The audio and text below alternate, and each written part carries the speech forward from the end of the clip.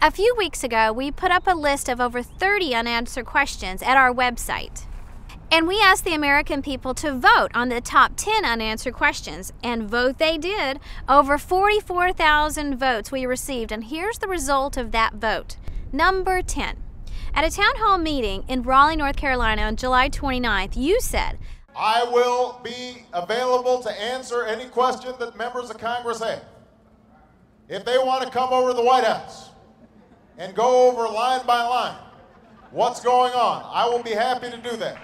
Congressman Phil Rowe actually sent you 2 letters asking you for a time and place to conduct this line-by-line review, and you've not even responded to him either.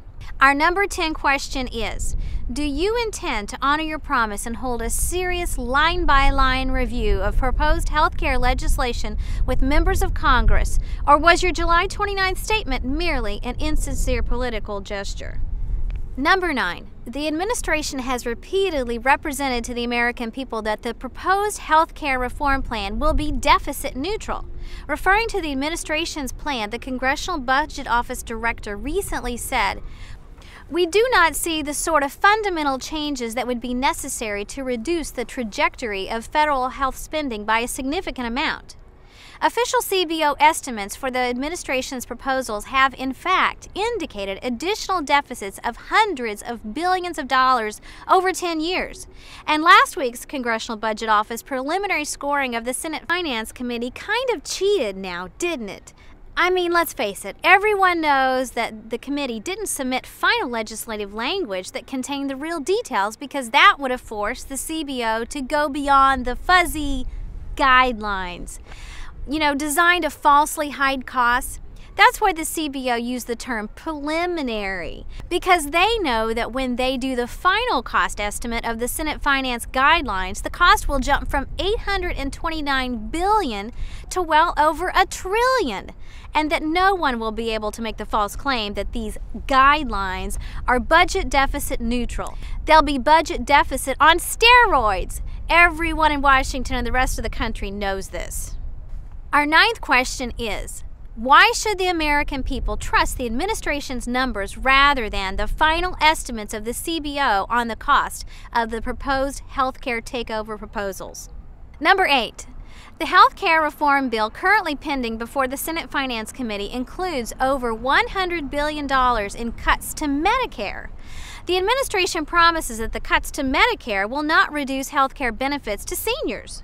The head of the nonpartisan Congressional Budget Office recently told senators that the cuts in the bill will reduce health care benefits to seniors.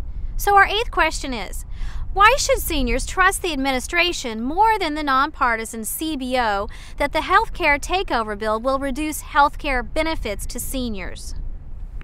Number 7, you have accused the opponents of the health care plan of using lies and scare tactics and spreading disinformation. During your speech on September 9th, you state that one man from Illinois lost his coverage in the middle of chemotherapy because his insurer found that he hadn't reported gallstones that he didn't even know about. They delayed his treatment, and he died because of it. In truth, the man, Otto Raditz, began chemo and was preparing for a stem cell transplant. During a routine review by the insurer, it was found that he had not disclosed having gallstones and an aneurysm. Mr. Raditz had never been told about the gallstones or had been urged to treat them. His sister appealed to the Attorney General, who reversed the decision within 2 weeks, and Mr. Raditz had the transplant and lived another 3.5 years, an indication that the company's decision to rescind his treatment didn't cause his death. Mr. Raditz didn't die from being denied treatment, but your speech stated so. So our 7th question is, how can you accuse critics of creating lies about the healthcare proposal when on several occasions your own words have been found to be untruthful? Number 6, the administration argues for a government-funded health insurance plan on the grounds that more competition is necessary in order to reduce healthcare costs. Why not break down the state barriers and let all of these insurance companies compete nationally without having to simply focus in on a state-by-state basis? Because we are trying to do this in a way that advances the interests of consumers without creating such disruption and that it makes it difficult to Why would that be disruptive At least one study has concluded that interstate competition would be likely to reduce healthcare costs and reduce the number of uninsured. So our sixth question is, if competition can be expected to reduce costs and increase coverage, why is interstate competition not a key part of the administration's proposed reforms? Number 5. You indicated in your review with George Stephanopoulos that if people did not buy insurance, that they would be fined a penalty fee. But you insisted that this is not a tax. Look, we can have a legitimate debate about whether or not we're going to have an individual mandate or not.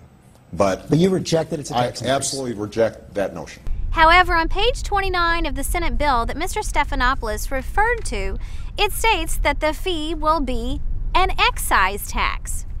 Our fifth question, Mr. President, is how do you expect Americans to believe you have a grasp and knowledge of the healthcare legislation and are able to run it when it is apparent that you have not even read the bill, not even 29 pages of it? Number 4, the administration has repeatedly claimed that its healthcare reform plan will not cover illegal aliens. The Congressional Research Service recently issued a report contradicting the administration's position, stating, H.R. 3200 does not contain any restrictions on non-citizens whether legally or illegally present, or in the United States temporarily or permanently participating in the exchange. So our fourth question is the Congressional Research Service in error in stating that H.R. 3200 contains no restrictions on illegals receiving health care benefits under this plan? If so, where is the error? Number 3, you have said that you will pay for health care by savings through waste and fraud. By this statement, then you are indicating that if you are able to quantify the amount in order to turn it into savings, you must be able to identify where it is. Our third question is, why aren't you stopping the waste and fraud now, since you can identify it instead of waiting until some unknown deadline? Don't you think this would engender some trust from the American people that you are making an effort to save money, or that you know how to? Number 2, our second question is, why won't government employees and elected officials be covered under a nationwide health care plan? Your employer, the American taxpayers, would like to drop your family's existing coverage and force you into the public option so that you can energetically endorse. Number 1, Mississippi has adopted lawsuit abuse reform in their state and has reduced their health care premiums by 42% in the last year due to this reform.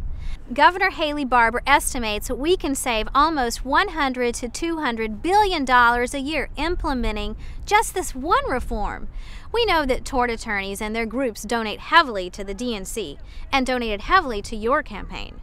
But Mr. President, just last week the Congressional Budget Office made it official. Healthcare tort reform, they said, would reduce the budget deficit by $54 billion over 10 years.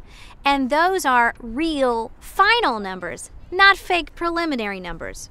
So our top unanswered healthcare question for you is, Mr. President, is there a good reason or explanation you can give the American people why your plans don't include a single word that addresses this terrible problem of lawsuit abuse? Why have you put the tort attorney's interests ahead of the healthcare interests of the citizens of this country? So there you have it, Mr. President, the top 10 unanswered healthcare questions direct from the American people. There's an important vote in the Senate Finance Committee, and we would like to get your answers to these questions before that vote. 24 hours is a pretty quick turnaround, you say. Well, yes, it is, Mr. President. But you know what? It's a longer turnaround than you've given members of Congress to read the final stimulus bill before they had to vote on it. And it's a longer turnaround than members of the Senate Finance Committee will get before they have to vote on the final set of guidelines tomorrow. We look forward to your answers. And yes, we will report exactly what form of response we receive from you over the next 24 hours to the American people.